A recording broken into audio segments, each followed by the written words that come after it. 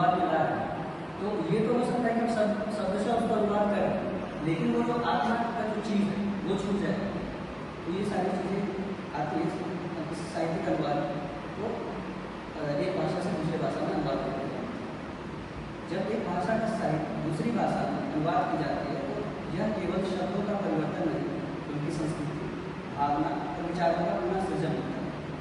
साहित्यिक अनुवाद literary translation का उद्देश्य मूल रचना की आत्मा, शैली, लय और भावनात्मक गहराई को यथासंभव संरक्षित रखते हुए उसे नई भाषा में प्रस्तुत करना। परंतु यह कार्य अत्यंत जटिल है, क्योंकि हर भाषा का अपना विशिष्ट सांस्कृतिक संदर्भ, मुहावरे, लय और व्याकरणिक ढांचा होता है। इन्हीं कारणों से साहित्यिक अनुवाद को कई प्रकार की चुनौतियों का सामना करना पड़ता है। चुनौतियाँ बताने से पहले मैं साहित्यिक अनुवाद किस लिए क्या महत्व थोड़ा सा इसके प्रकार करना चाहूँगा। तो साहित्यिक अनुवाद का आशय है कविता, उपन्यास, नाटक, कहानी, निबंध जैसे साहित्यिक रूपों का एक भाषा से दूसरी भाषा में रूपांतरण। यह मात्र भाषाई रूपांतरण नहीं बल्कि रचनात्मक पुनर्निर्माण, क्रिएटिव राइटिंग की प्रक्रिया है। इसका महत्व है कि सांस्कृतिक आदान प्रदान अनुवाद से विभिन्न भाषाओं की संस्कृतियों का एक दूसरे से जुड़ती है। दूसरा, विश्व साहित्य की पहुँच।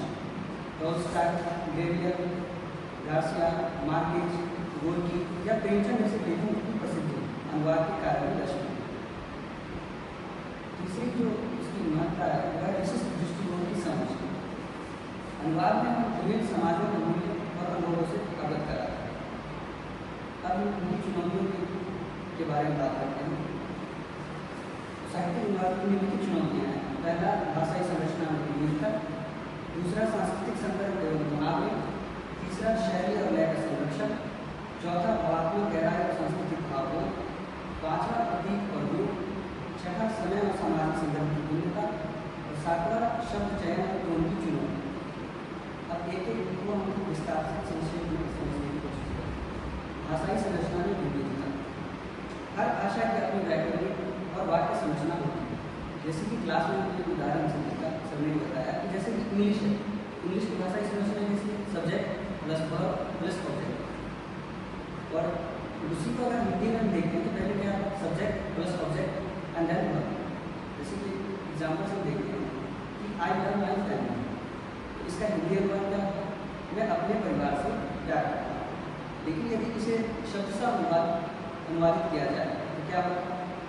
मैं प्यार करता हूँ अपने परिवार से।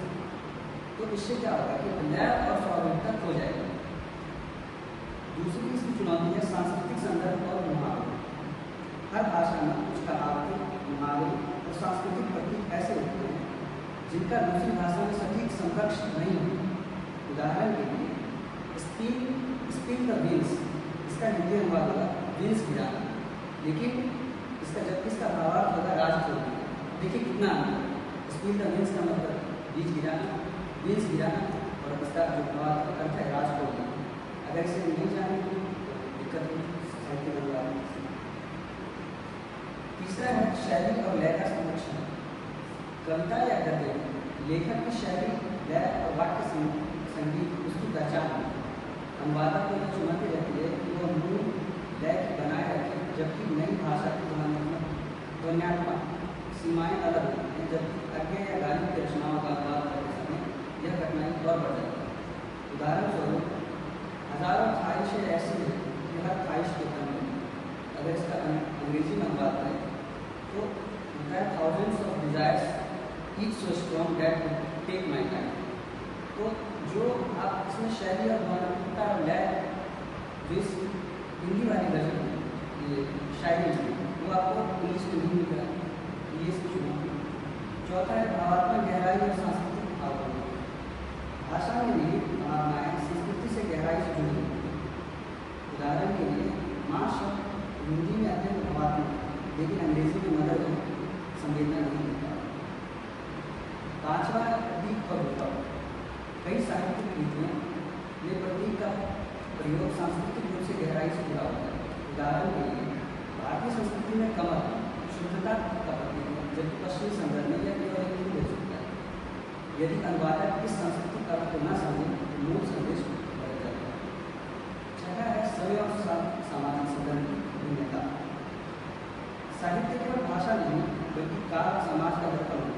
यदि 19वीं शताब्दी की रचना का 21वीं शताब्दी में अनुवाद किया जाए तो अनुवादक को उस समय की सामाजिक और राजनीतिक स्थिति को समझना होगा।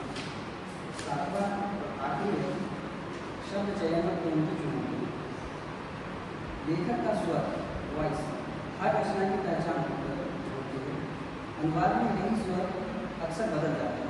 उदाहरण के लिए प्रेमचंद की सरल और यथार्थवादी भाषा का अनुवाद यदि अत्यंत अलंकारिक अंग्रेजी में किया जाए तो उसका मूल यथार्थ हो जाता है। निष्कर्ष साहित्यिक अनुवाद का एक सेतु जो भाषाओं, संस्कृतियों और समाजों को जोड़ता है, परंतु यह सेतु बनाना सरल नहीं। अनुवादक को भाषाई दक्षता के साथ साथ सांस्कृतिक संवेदनशीलता, रचनात्मक दृष्टिकोण और भावात्मक गहराई की आवश्यकता होती है।